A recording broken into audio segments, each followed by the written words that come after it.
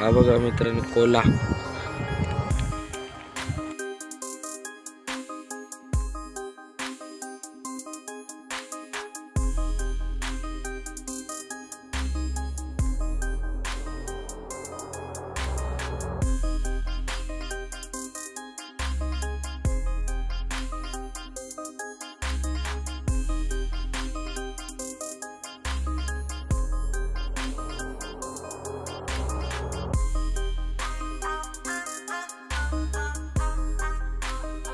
नमस्कार मित्रांनो, विकी गाडी यूट्यूब चॅनलमध्ये तुमचं सर्वांचं स्वागत आहे। तर मित्रांनो, आज मी इले कांदळगावच्या कापावरती श्री छत्रपती शिवाजी महाराज यांची पायवाट असा ती आज मी तुमका दाखवतलोय। ती कशा स्वरूपात बांधलेली असा ती, तर चला आता आपण जाऊया ती बघू।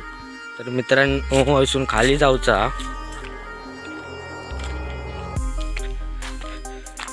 तर आता आपण खाली जाऊया, तुमका दाखवतोय।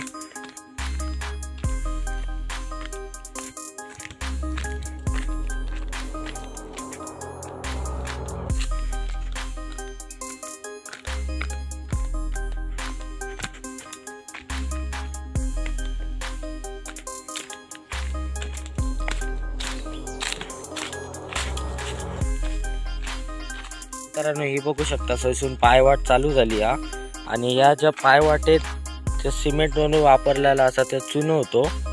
आणि हे बघू शकतास, वडाचा झाड होता पहिला, आता पण ता मेल्याच्या नंतर ह्या लावलेला दुसरा वडाचा झाड एक आठवण म्हणून। आणि हे जे मित्रांनो जे चिरे वरती इलेले असत ते झाडाच्या मुळापासून, मोठमोठ्या झाडांच्या मुळापासून वरती इलेले असत। तर आता मी खाली जातो, तुमका पूर्ण दाखवतोय फाटी। हे बघा,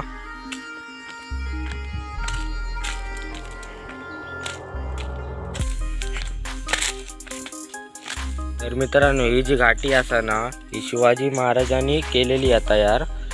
हे बघा खालतागत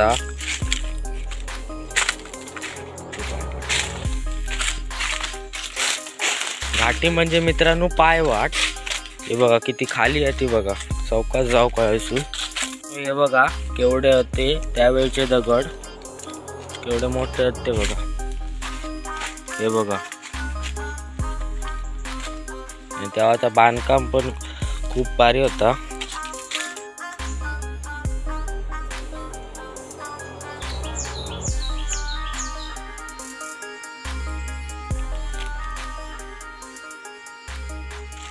या घाटीत बाण घाटी पण असं म्हटलं जाता।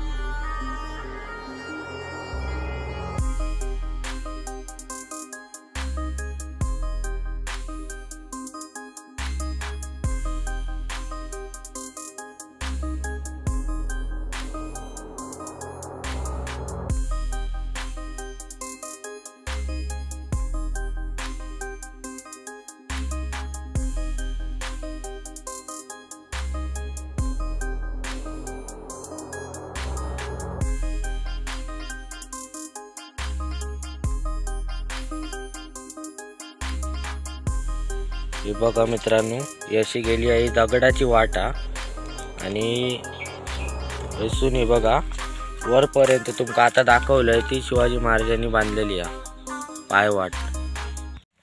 हे बघा, ही शिवाजी महाराजांची जी आठवण आहे आणि शिवाजी महाराजांनी ही पायवाट तयार केलेली होती। बांधघाटी आणि शिवाजीची घाटी, शिवाजी महाराजांची घाटी घाटी म्हणजे एक पायवाट त्यांनी तयार केलेली होती, बांधकाम केलेली होती.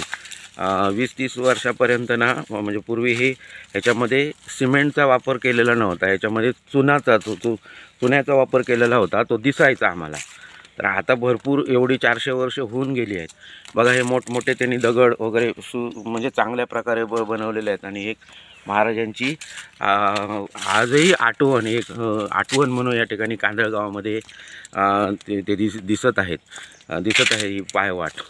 आणि कांदळगावामध्ये तर शिवाजी महाराजांच्या आणि पण अशा आठवणी आहेत की तिथे रामेश्वराची जे आतील घुमटी जी बांधकाम त्यावेळी शिवाजी महाराजांनी केलेले होते. आणि तिथे पण एक वटवृक्ष होतो जो आजही आहे. शिवाजी महाराजांचा तिथे पुतळा पण बसवलेला आहे. आणि आता ही घाटी साधारण 200 मीटर तयार केलेली आहे त्यांनी. आणि ठिकठिकाणी पण असे पॅसेज सोडलेले आहे पावसाळ्याच्या दिवसामध्ये पाणी असं साईडला जाण्यासाठी अशा हातन पद्धतीत ठेवलेलं आहे. आणि वरती त्यांनी आठवण म्हणून त्यांनी पण त्यावेळी पण एक वटवृक्ष मोठा होता. तो आता 10 वर्षापूर्वी तो पूर्णतः कोसळून गेला. मग त्या ठिकाणी ह्या गावच्या लोकांनी एक वटवृक्षाचं एक झाड लावलेलं आहे. आणि त्याच्याच नजदीक एक दुसरं पण झाड आहे वटवृक्षाचं, पण त्यांनी लावलेलं आहे. तर आता आपण पहिल्या सुरुवातीला ते बघितलेलं आहे. बघा ही घाटी किती आहे ते आम्हाला पण दम लागतोय चालायला. अशा स्वरूपात शिवाजी महाराजांची एक आठवण या कांदळगावामध्ये आणखी एक आज आम्ही तुम्हाला दाखवतो. थोडा वेळ आता आम्ही विश्रांती घेतो, कारण वरती जात असताना घाटी म्हणजे चढाव असतो. तर थोडी विश्रांती घेतो आम्ही थोडी.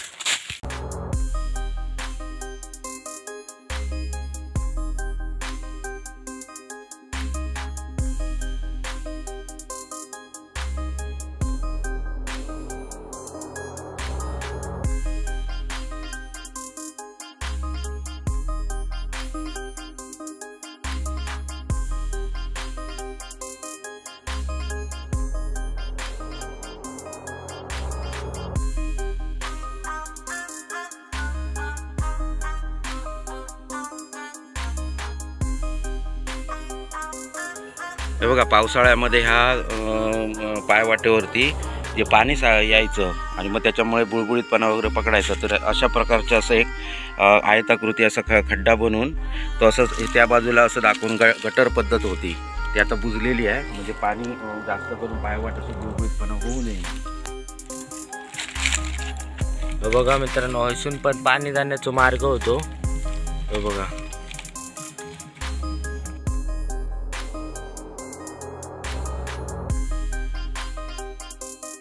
हे बघा मित्रांनो, ह्या ठिकाणी एक वडाचं झाड पूर्वी होतं. महाराजांची म्हणजे आठवण म्हणून हे पायवाट तयार झाल्याच्या नंतर महाराजांनी आठवण म्हणून इथे वटवृक्षाचं झाड लावलेलं, जे भरपूर वर्षापर्यंत जगत असतं. आणि आता 10 वर्षापूर्वी हे वडाचं झाड पूर्णतः कोसळून गेलं.